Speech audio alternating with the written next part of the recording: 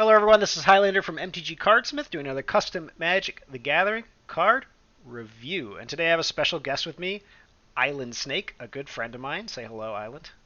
Hey everybody. So, uh, Island is with me today because I like the guy and he's fun to hang out with, and he doesn't know anything about Magic. Um, so this should be interesting. We'll see. We'll see how this goes. I mean, he's somewhat familiar with Magic, but he doesn't really play it. So I'm here to represent the comment section. that's Okay. that's right. That's right. He's also here to defend the weebs because he himself is a bit of a weeb. So that's kind of why I have him here with me. Today we're reviewing a card by BT9154.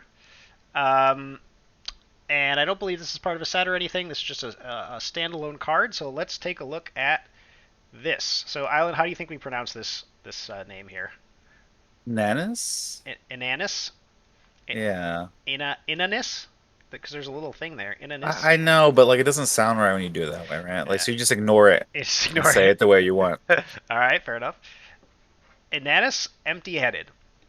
One blue black for a 1/3 horror cleric. Whenever a player mills one or more cards, create a 1/1 blue and black octopus creature token. And then threshold. If you would draw a card, you may exile a card from your graveyard instead. If you do, return target instant or sorcery card from your graveyard to your hand. Okay, what are your first impressions of this card? I think it's okay. I'm a little bit like, does the milling at the top interact with threshold? Like, are you self-milling? Is that what's Mm, happening here? good question. Very good question. So threshold is an old mechanic. Let me find some threshold cards here. And it basically, I think it just means if you have 7 or more cards in your graveyard. So now I'm pretty sure it needs to.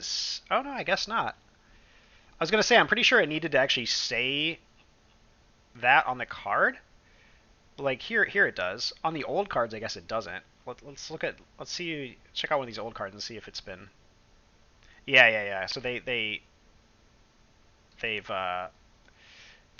they've errated these now, so it always says that. So yeah, so threshold just means you get some effect if you have 7 or more cards in your graveyard. So you're It's really correct. specific. Yeah, but you're right in that it this is a mill yourself card, right? Oh no, Yeah. no, it's not. Well, kind of it is. So this is whenever a player mills 1 or more cards, right? So Hmm. this also works if you mill your opponent, which Okay. which is interesting. At least as far as creating the octopus tokens. Now, should these be tentacle tokens instead of octopus tokens? Yeah, probably. Because this is some kind of like hentai monster. Yeah, I mean, it's either coming from like her back or it's like she's like leading it. So I think it's actually I don't think she's actually like I don't think she has octopus tentacles. Okay, okay. So maybe she's just got. We just can't really see the octopus. We can only Well, see the because her tentacle. hair is like going down, so where are those tentacles coming from, right? Unless they're like her toes and they're like wrapping around the back or something. Yeah, yeah, So yeah. so I guess she is summoning octopuses, but I don't understand the name then. Like maybe it's a Like why? like a reference from like some new show that I don't get. Yeah, Uh, that's. Well, I guess so. So I kind of get it, right? So milling, usually in Magic, flavor wise, refers to like forgetting things, right? okay, Because okay. your library is kind of like your long term memory. So like if you like put your long term memory in the graveyard, you're like forgetting things, right? So I kind of get it. I think that makes sense. So let's talk about like 1/1 blue and black octopus creature tokens seem kind of worthless to me, but it is a cheap card, right? So Well, uh, the thing is, you can get so many of them because like milling is like if you build your deck right, you can mill very often, right? that's true. Um, That's true. and so like you're right in that they probably won't kill the opponent, but they're definitely going to help keep you alive because they're going to sit there and like chump block Yeah. And basically. I do like that she has 1/3. I think that if your card has the same attack power and defense, it's just lazy. Yeah, really, that's what you think? That's what I think, That's what yeah. you think? I don't think they put any effort. There's like, whatever. Well, One but this is good. I like this card because it'd be nice if it was part of a set. Uh but I think it's fine. I think it stands on its own. I don't think it's OP. What do you think? I think this card is like it's so. Here's the thing. It's very strong. Uh, to be able to draw an instant or sorcery from your graveyard. Um, Yeah, I think if it was just one, it would be maybe like instant or like aren't sorceries instants or are they not? no, no. Okay. Sorceries you have to cast on like your main phase. Instants you can cast anytime. Um, but like, okay, so here's what's like really powerful about this is, so you do have to exile a card from your graveyard, which is worth considering. So it kind of like puts you further away from threshold, and that's kind of interesting. I kind of like that actually. Um, but the fact that you get to draw an instant or sorcery, and not only that, but you get to keep doing that over and over with the same instant or sorcery if you want, right? So like what you could do is like instead of drawing a card, you can say, all right, I'll exile a card from my deck, and I'll get this like Hmm. I'll get a counter spell for my I'll get counter spell, right? I'm thinking this could be like a good sideboard card to have like if you're facing someone that's milling. Uh, Um, just that's because like threshold. So threshold to me is like this card is relevant early game because of the first part, and then late game it feels like this card is good. But like the threshold doesn't come into play for like at least a couple turns, right? So that's true. That's true. But so this is probably aimed at Commander, and you're probably not familiar with Commander, but no, is there no sideboard or anything in Commander? there's no sideboard. But basically, what happens is you get to Oh, choose this a. would be crazy in Commander. It's like three players, right? Well, you can have any number of players in Commander. Oh, so this just gets better the more players there are, right? Yes. Because more. Well, So. the more people that mill, um, and the other thing is that you get to choose a creature as your commander, a legendary creature, and Oh, that okay. creature is basically always in your hand. It lives in a special zone called Command Zone, and you can always play it every turn. So it's like you draw it every game, basically. Wait, so Um, you can play multiple copies of it, or is it just one? no, Commander is a singleton format. You can only have one of any Okay.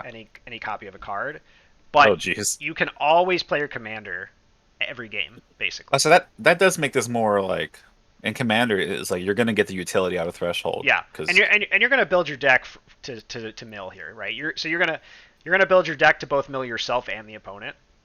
So yeah, I mean, I have to say I like this card too. Like I think it's got kind of a neat design. Um, I have a couple issues with. I mean, there's a grammar issue here, right? If you would to draw a card, that should obviously be fixed.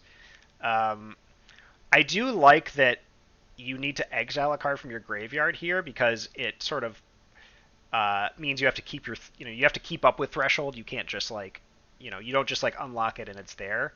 You sort of have to pay this cost here. Um, I would it's the one thing that kind of concerns me about this is the fact that you can get the same instant or sorcery back over and over and over again, and that seems a little bit dangerous to me on a card this cheap anyway. Um, yeah, that's true. so like I would almost like to see some sort of a clause here where like You exile the sorcery after you cast it or yeah, something. yeah, exactly, something kind of like that. But maybe put a copy of the sorcery or instant into your hand that also has exile after being casted, Yeah, something like something that. like that. And, that doesn't you can't normally do that in Magic and Paper Magic, but Oh, okay. I think what you could do is so Blue and Black has been known to do this thing where you can exile a card and then you can cast that card from exile.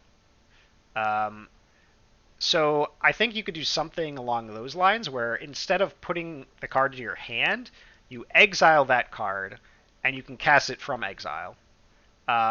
And then when you cast that card, you exile it afterwards. So something like that I think would work pretty well here.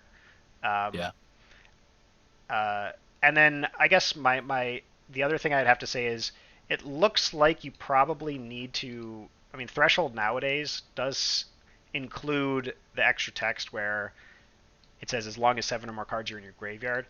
I know you probably can't fit that on here, Yeah, but I feel like threshold. There's like design space there to just have like threshold bracket number, right? Instead of it just threshold always being seven. But uh, maybe I'm wrong there. well, you're absolutely right, I would say, but threshold already exists, so Is it? it's like you can't That's true. you Yeah. can't like steal it. But you could make a variant of it that works the way you're talking about, right? You could you just have to call it something else. But um, anyway, I think this is an interesting design. I think it's probably a little bit too strong for a 3 mana card, as it would be my assessment.